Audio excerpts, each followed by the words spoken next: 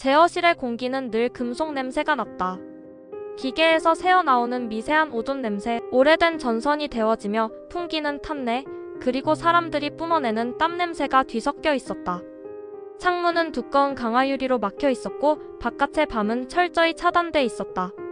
우리는 낮인지 밤인지조차 잊은 채 항상 같은 형광등 아래에서 일했다. 벽면을 가득 채운 계기판에는 수백 개의 램프가 빛나고 있었다.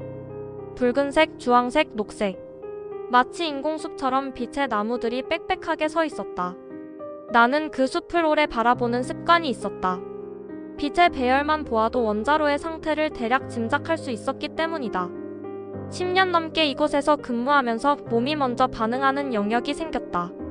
그러나 그날 밤 빛의 숲은 미묘하게 불안정했다. 정상일 때보다 붉은 점들이 조금 더 많았다. 아주 미세한 차이였다. 경험이 없는 사람은 절대 알아채지 못했을 것이다. 출력 다시 한번 확인해. 내가 옆자리의 신입 엔지니어 세르게이에게 말했다. 그는 키보드를 두드리며 모니터를 확인했다. 수치는 정상 범위입니다. 약간 흔들리긴 하지만 허용 오차 아닙니다. 약간이라는 말이 제일 위험한 단어야. 내 말에 세르게이는 멋쩍게 웃었다. 선배님은 항상 너무 조심스러우세요. 나는 대답하지 않았다. 조심성이 아니라 두려움이었다. 이 시설이 품고 있는 에너지의 크기를 아는 사람만이 느끼는 종류의 공포. 그때 뒤에서 책임자 바실리의 목소리가 들렸다. 오늘 실험 반드시 끝낸다. 상부에서 결과 기다린다. 그의 목소리는 단정했고 피로가 묻어 있었지만 단호했다. 반박의 여지는 없었다. 나는 입술을 깨물었다. 실험 일정이 안전보다 우선인 순간은 언제나 위험하다. 하지만 나는 그 말을 소리내어 말하지 않았다. 밤 11시를 넘기자 제어실의 공기는 더 무거워졌다. 사람들의 집중력은 서서히 흐려졌고 커피잔이 하나둘 비워졌다. 형광등 아래에서 피부는 창백하게 빛났다. 계기판에서 짧은 경고음이 울렸다. 삐. 아주 짧고 낮은 소리. 경고라고 부르기엔 너무 미약했다. 하지만 나는 그 소리에 몸이 먼저 반응했다. 뭐야? 내가 자리에서 일어나 모니터를 들여다봤다. 냉각수 압력 수치가 미세하게 흔들리고 있었다. 정상 범위를 벗어나진 않았지만 그래프의 곡선이 불안정했다. 밸브 반응이 늦습니다. 세르게이가 말했다. 재조정하면 됩니다. 그는 습관처럼 조작 버튼을 눌렀다. 그래프가 잠시 안정되었다가 다시 미세하게 흔들렸다. 나는 속으로 숫자를 계산했다. 열 출력, 냉각 효율, 제어봉 반응 속도. 머릿속에서 복잡한 공식이 자동으로 돌아가기 시작했다. 이 상태로 실험을 진행하면 제어 여유가 너무 좁다. 실험 중단 요청합시다. 내가 조심스럽게 말했다. 바실리가 고개를 돌렸다. 무슨 근거로? 제어봉 반응 지연과 압력 변동이 동시에 나타나고 있습니다. 이 조합은 아직 사고가 난 건 아니잖아. 그는 말을 끊었다. 지금 멈추면 오늘 일정은 전부 날아간다. 순간 제어실 안에 공기가 얼어붙었다. 누구도 더 말하지 않았다. 책임자의 판단은 곧 명령이었다. 나는 다시 자리로 돌아왔다. 손바닥에 땀이 배어 있었다. 괜찮을 거야. 늘 이렇게 넘어왔다. 이번에도. 그렇게 스스로를 설득했다. 새벽 1시가 가까워질수록 제어실은 이상할 만큼 조용해졌다. 키보드 소리조차 과하게 크게 들릴 정도였다. 사람들은 말을 아꼈고 서로의 숨소리까지 의식하는 분위기였다. 나는 다시 계기판을 후웠다. 붉은 램프 하나가 미세하게 깜빡이고 있었다. 아주 빠르게 거의 눈치채기 힘들 정도로. 저건 원자로 출력 변동 경고. 심장이 순간적으로 빨라졌다. 세르게이. 내가 낮은 목소리로 불렀다. 응답 지연 수치 다시 보여줘. 그가 화면을 전환했다. 숫자가 천천히 올라가고 있었다. 선배 이거. 그의 목소리가 떨렸다. 그 순간 바닥에서 진동이 느껴졌다. 아주 미세한 떨림. 마치 거대한 존재가 지하 깊은 곳에서 몸을 뒤척이는 듯한 감각. 나는 갑자기 원자로가 살아있는 생물처럼 느껴졌다. 우리 손안에 있는 기계가 아니라 우리가 그 배 속에 들어와 있는 느낌. 놈이 숨을 들이마신다. 그 생각이 스쳐 지나간 순간 쿵. 공기가 눌린 듯한 압박감이 제어실을 덮쳤다.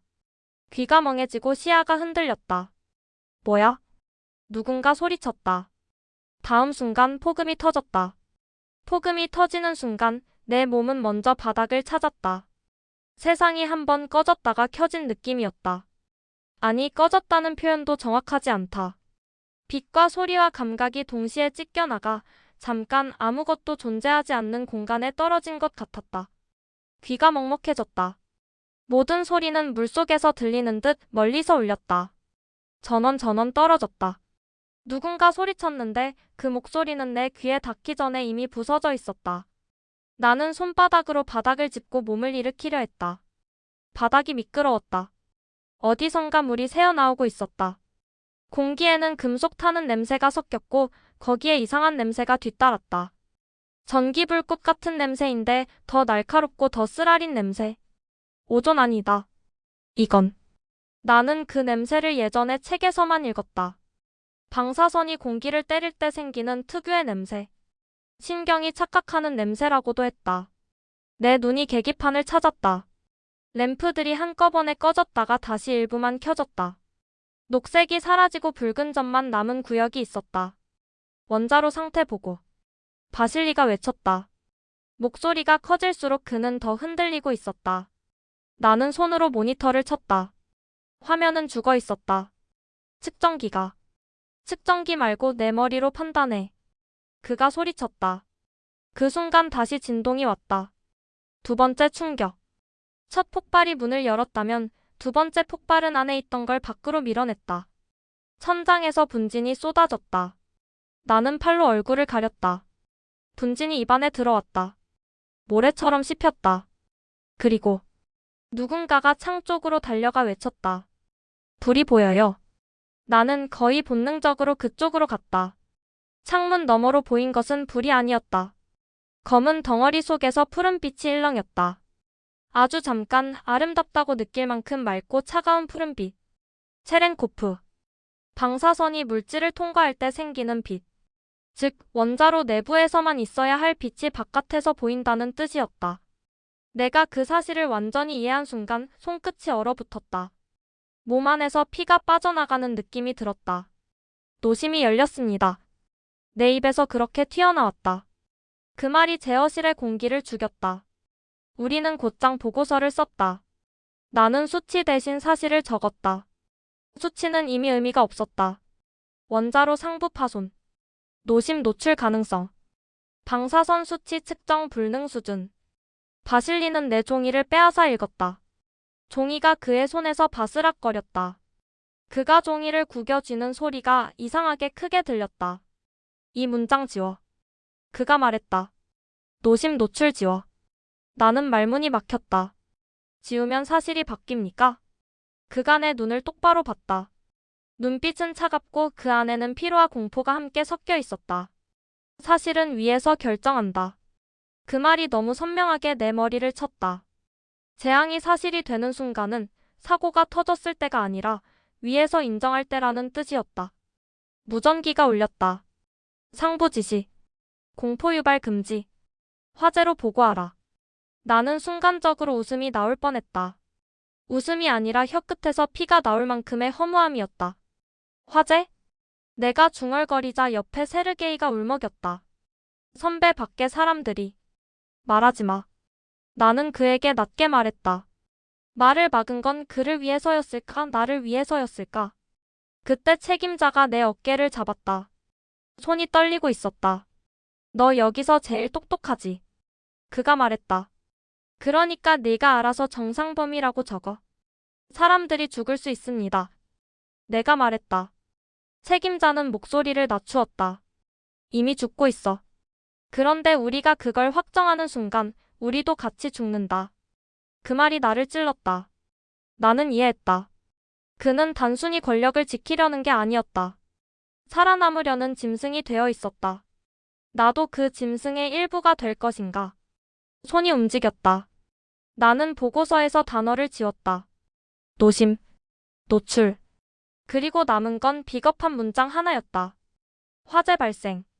통제 중. 그 문장을 쓰는 순간 내 안에 어떤 것이 딱 하고 부러졌다.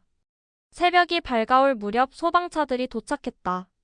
그들의 부츠 소리가 콘크리트 바닥을 때렸다. 젊은 얼굴들이었다. 웃는 얼굴도 있었다. 그들은 화재는 익숙했다. 연기와 불길은 다뤄본 적이 있었다. 하지만 방사능은 누구에게도 익숙하지 않았다. 내가 현장 통제선 근처로 나갔을 때 한 소방관이 내게 말을 걸었다. 동지 어디가 불입니까? 그는 너무 자연스럽게 웃었다. 그 웃음이 내 속을 뒤집었다. 가능하면 가까이 가지 마십시오. 내가 말했지만 내 목소리는 힘이 없었다. 하하, 불은 가까이 가서 꺼야죠. 그가 어깨를 으쓱했다. 그리고 장난처럼 말했다. 안 그래요? 불은 겁먹는 사람을 더 좋아하잖아요. 나는 그의 얼굴을 오래 바라보았다. 그의 뺨에 땀이 맺혀 있었고 눈동자는 맑았다. 이 사람은 살아야 한다. 그런데 내 입은 정말로 한마디도 더 나오지 않았다. 이미 보고서를 지운 내 입은 진실을 말할 자격이 없었다. 소방관들은 건물 쪽으로 뛰어갔다. 나는 그들이 사라지는 뒷모습을 보면서 마치 누군가가 바다로 걸어 들어가는 것을 보는 기분이 들었다. 돌아오지 못할 걸 알면서도 아무 말도 하지 못하는. 잠시 후 한 소방관이 아래를 가리키며 외쳤다. 저기, 지붕 위에 이상한 돌이 있어요. 그가 집어든 건 흑연 조각이었다. 원자로 내부에 있어야 할 것.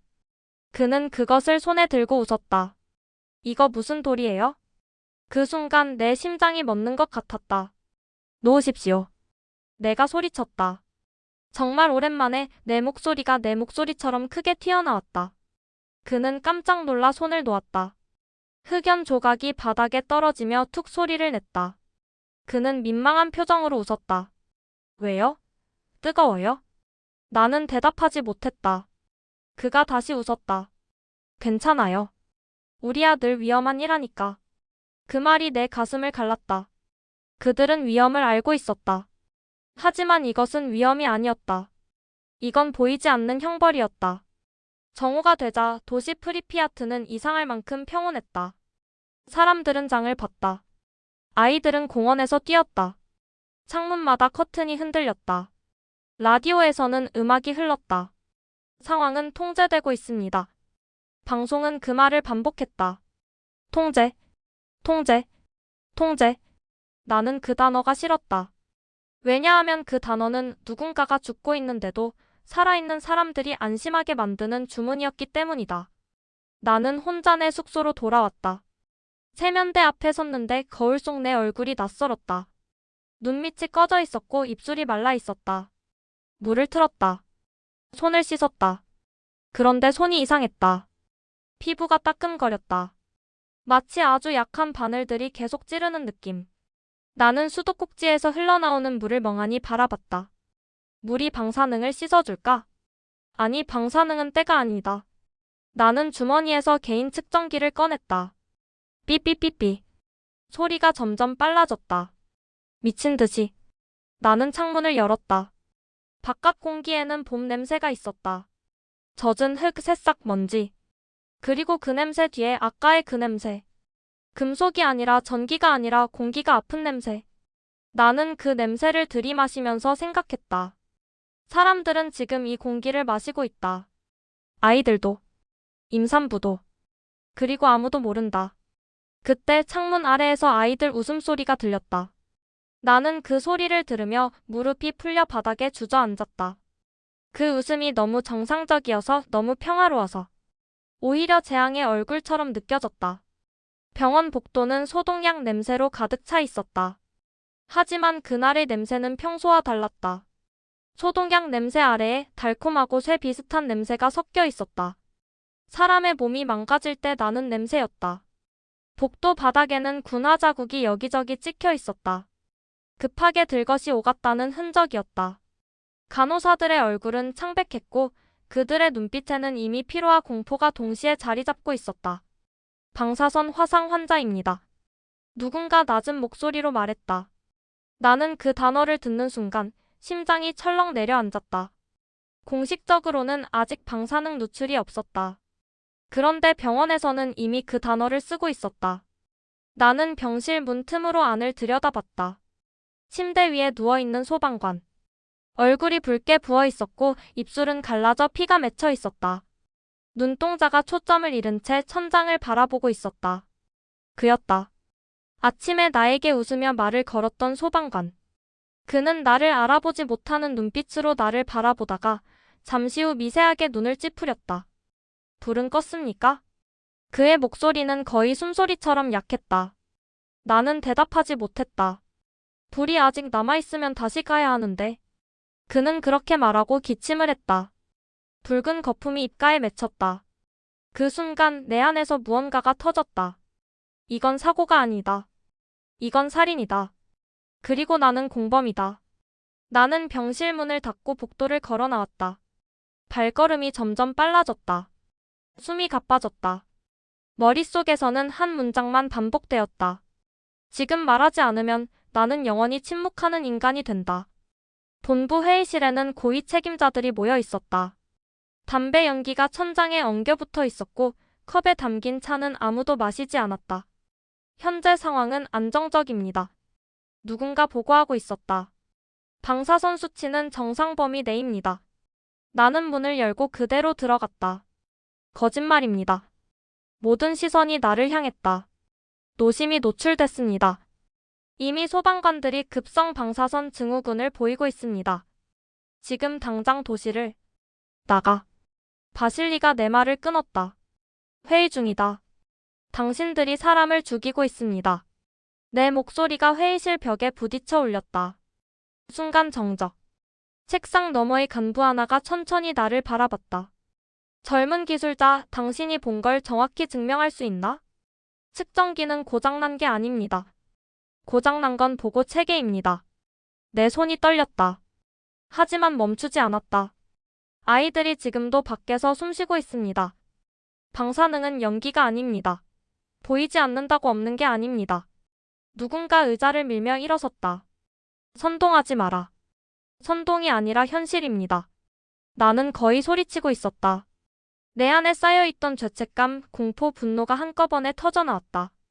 지금 당장 대피시키지 않으면 이 도시는 수십 년 동안 사람이 살 수 없는 땅이 됩니다. 정적이 길게 흘렀다. 그리고 돌아온 답은 짧았다. 이 회의는 없던 일로 한다. 그날 이후 나는 감시 대상이 되었다. 전화는 연결되지 않았고 숙소 앞에는 낯선 남자가 서성였다. 동료들은 내 눈을 피했다. 어떤 이는 나를 미친 사람처럼 보았고 어떤 이는 두려워했다. 나는 외부 연구소로 다시 전화를 걸었다. 여기는 체르노빌입니다. 사고는 통제되지 않았습니다. 노심이 뚝. 전화가 끊겼다. 다시 걸었다. 연결되지 않았다. 나는 수화기를 내려놓고 한참 동안 그 자리에 서 있었다. 마치 세상과 연결된 마지막 실이 잘린 느낌이었다. 며칠 후 드디어 대피 방송이 나왔다. 시민 여러분, 예방 차원의 임시 대피를 실시합니다. 3일 후 복귀 예정입니다. 나는 그 방송을 듣고 웃었다. 3일. 그들은 여전히 거짓말을 하고 있었다. 사람들은 가벼운 가방만 들고 집을 나섰다. 반려동물을 두고 사진을 두고 집을 잠갔다.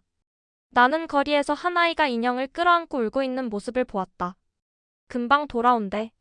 어머니가 말했다. 나는 그 말을 듣고 고개를 돌렸다. 그 장면을 더 볼 수 없었다. 도시는 텅 비었다.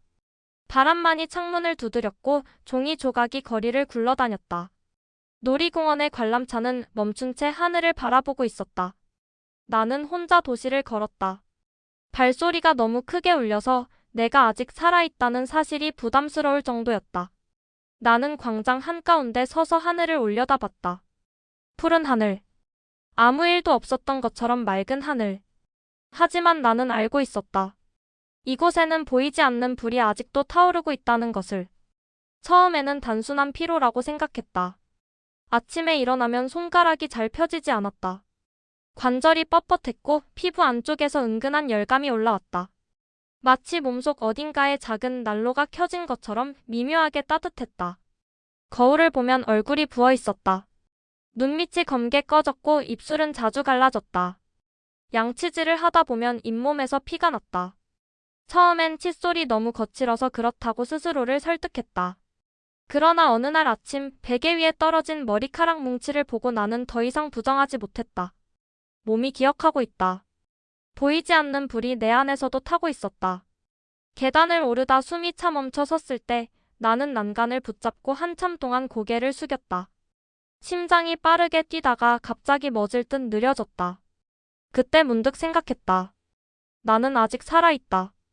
그렇다면 아직 해야 할 일이 있다. 나는 밤마다 같은 꿈을 꾸었다. 제어실, 붉은 램프의 숲, 그리고 창문 너머로 갈라지던 푸른 빛. 꿈속에서 나는 매번 같은 선택을 한다. 보고서에서 단어를 지우는 손, 노심이라는 글자를 긁어내는 손. 그 손을 붙잡으려고 하지만 잡히지 않는다.